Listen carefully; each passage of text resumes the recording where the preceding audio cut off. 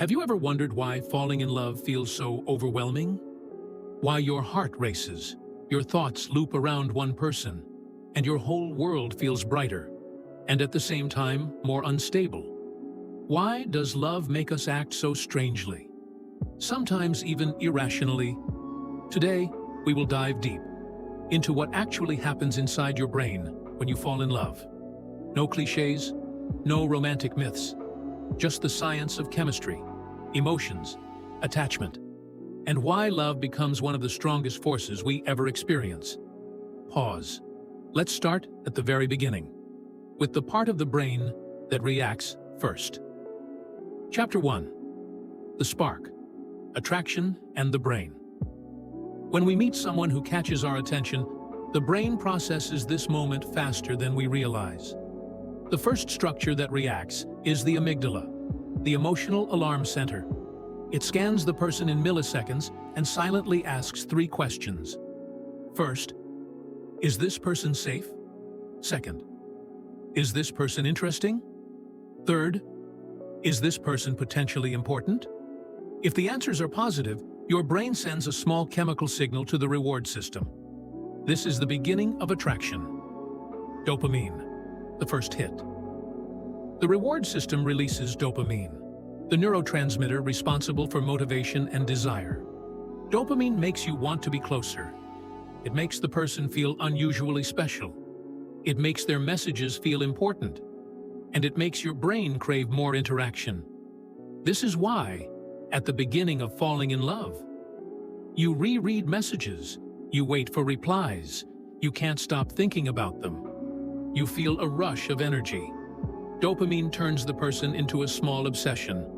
Norepinephrine, the intensity. At the same time, the brain releases norepinephrine, a chemical linked to excitement and stress. That's why early love feels like this strange mix of joy and anxiety. Your heart beats faster, your appetite decreases, you can't focus, you feel nervously happy. This is not romance. This is neurobiology. The world sharpens because of this chemical cocktail. Your brain literally changes how it sees the world. Colors appear brighter. Time feels distorted. Music hits harder. Small details feel meaningful. Your brain is entering one of its most energy-intense states. This is the spark, the storm, the beginning. But this is only the first stage. Chapter 2. The obsession loop. When attraction intensifies, the brain enters what scientists call the infatuation phase, or the obsessive phase. And this stage is biologically real. The reward system takes over. Your brain starts releasing dopamine in waves, not gently, but in sharp bursts. The same reward system activates that is involved in cravings, addictions, reinforcement learning. This is why the person fills your thoughts even when you are busy. Pause. You are not crazy. Your brain is working exactly as it's designed. Serotonin drops. Here is the interesting part. During early romantic love, serotonin levels drop, just like in obsessive-compulsive states. Low serotonin creates looping thoughts, intrusive thinking, constant checking, emotional volatility. That's why you keep replaying conversations in your head. Why small things feel big. Why your mood jumps up and down. This is not personality. This is chemistry. Why we ignore red flags. During this stage, another phenomenon appears. The prefrontal cortex becomes less active. The prefrontal cortex is responsible for logic, judgment, long-term planning, risk evaluation. When dopamine rises and serotonin falls, this rational part of your brain temporarily quiets down. This is why early love can make you overlook danger, idealize the person, ignore inconsistencies, believe the best version of the story. Your brain is not thinking critically, it's thinking emotionally. This is nature's way of pushing two people closer together. Adrenaline plus uncertainty. There's another factor that strengthens obsession: uncertainty. Not knowing what the other person feels increases adrenaline and dopamine.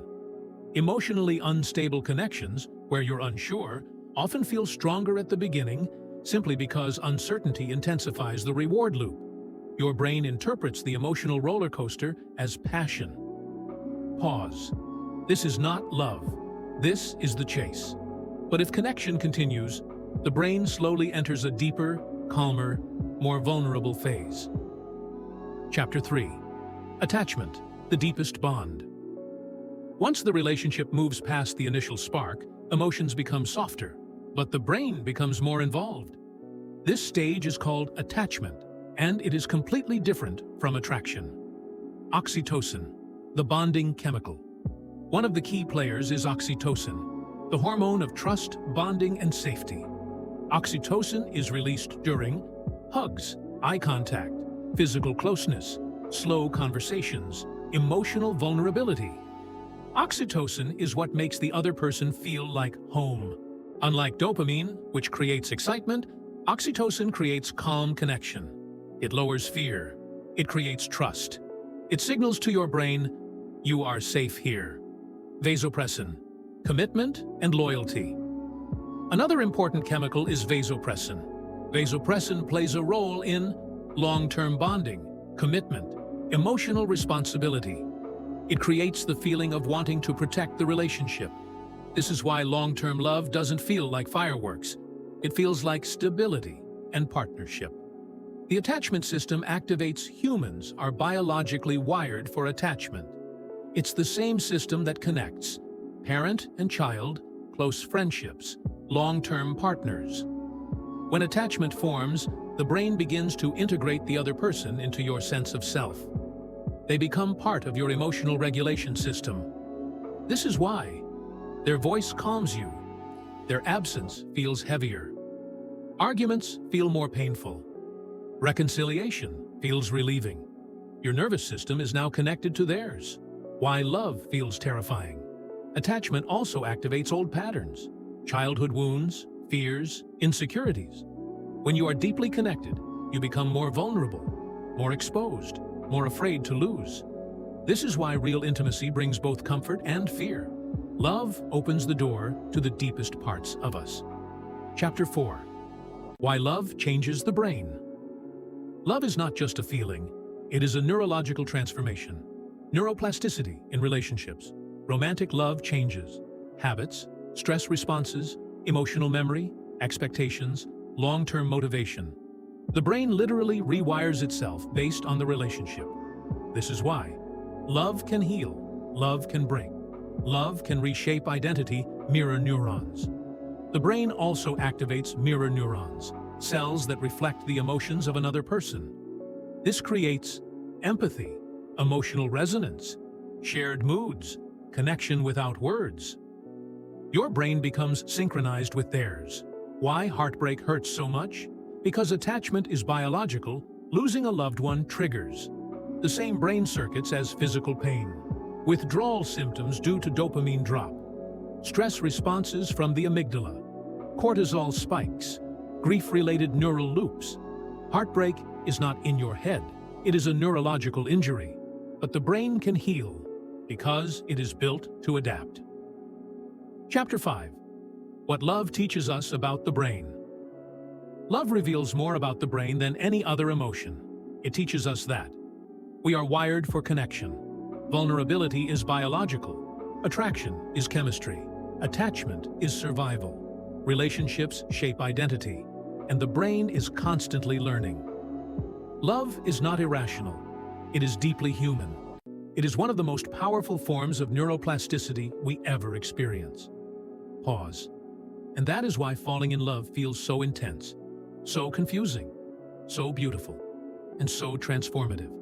Love is one of the things that makes us truly alive. It inspires us, breaks us, rebuilds us, and reveals how powerful our brain really is. If this resonated with you, subscribe. Here, we explore how your mind works and how you can understand yourself without myths or guesswork.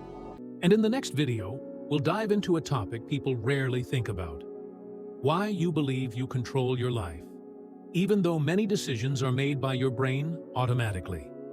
This one will change the way you see your choices. See you there.